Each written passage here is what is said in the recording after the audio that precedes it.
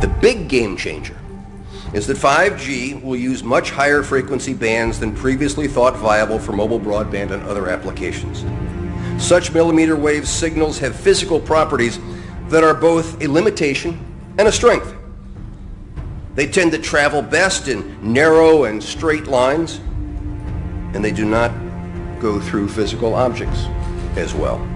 But brilliant engineers have developed new antennas that can aim and amplify signals. Now, to make this work, the 5G build-out is going to be very infrastructure intensive, requiring massive deployment of small cells. I'm confident that the actions will lead to a cornucopia of unanticipated, innovative uses and will generate tens of billions of dollars in economic activity.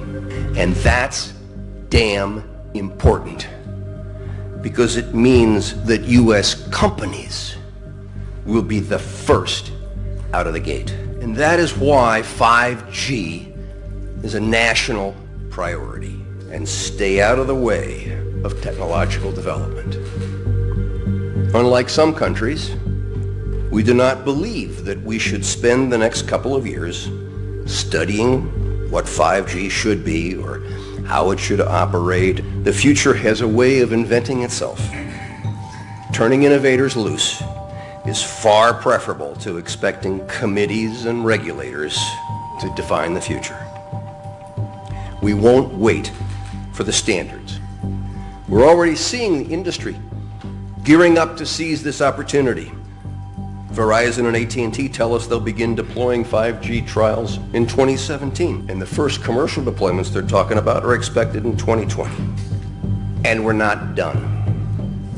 As part of our July 14 action, we also plan to ask for comments on opening up other high-frequency bands. Many of the high-frequency bands that we will make available for 5G currently have some satellite users, as well as some Defense Department applications, or at least the possibility of future satellite and defense users.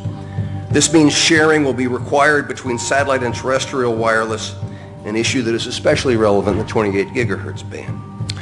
But if anyone tells you that they know the details of what 5G is going to become, run the other way. If something can be connected, it will be connected. Hundreds of billions of microchips connected in products from pill bottles to plant waterers. We must reject the notion that the 5G future will be the sole provenance of urban areas.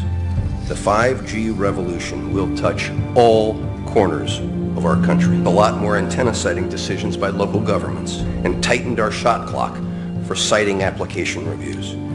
America's local governments will play an important role in determining how we fulfill this national priority. You can be sure of only one thing. The biggest Internet of Things application has yet to be imagined. Tens of billions of dollars in economic activity. And that's damn important.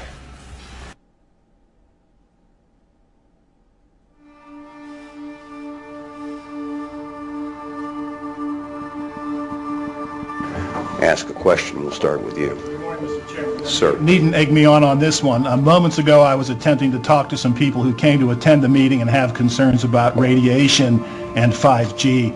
And one of your security force intervened, told the guy he couldn't show me the T-shirt that he had wished to display at the meeting, forced him to put it away, and confiscated my FCC-issued ID. Is this consonant with the discussion that ought to be taking place here, and what's your reaction to this action by your staff?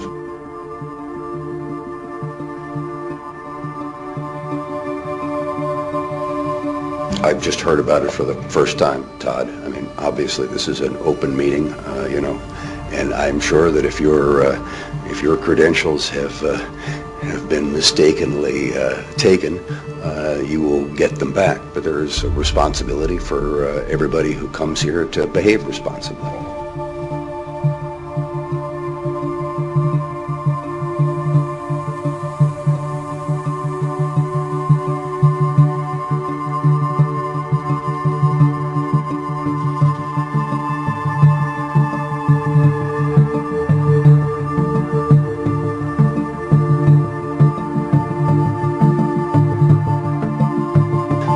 By approving the Spectrum Frontiers Order, the United States becomes the first country in the world to identify and open up vast amounts of high-frequency spectrum for 5G networks and applications. This is the most significant step yet.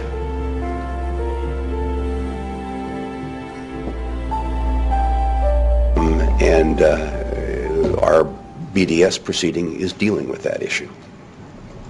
Lydia. Hey Tom, with the Hi, Lydia. study showing wireless causes cancer subthermally, how can you proceed with more wireless expansion with our 60 standards only recognizing thermal effects, ignoring thousands of studies showing cancerous effects, neurological effects, reproductive harm, immune Lydia, do you have a question? I do have a question, Mr. Okay, Chairman. I'll answer your question, Lydia. Lydia Bayou, Bloomberg BNA.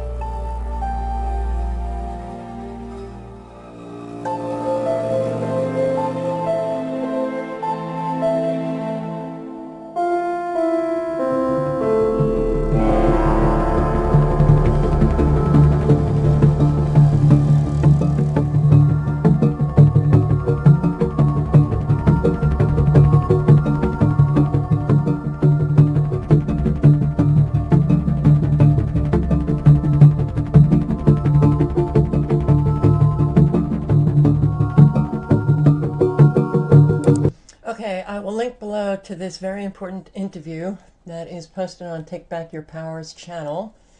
And I hope that you all watch it and circulate it, more importantly. But you just heard it from the FCC chairman himself, Tom Wheeler. We're not going to study it.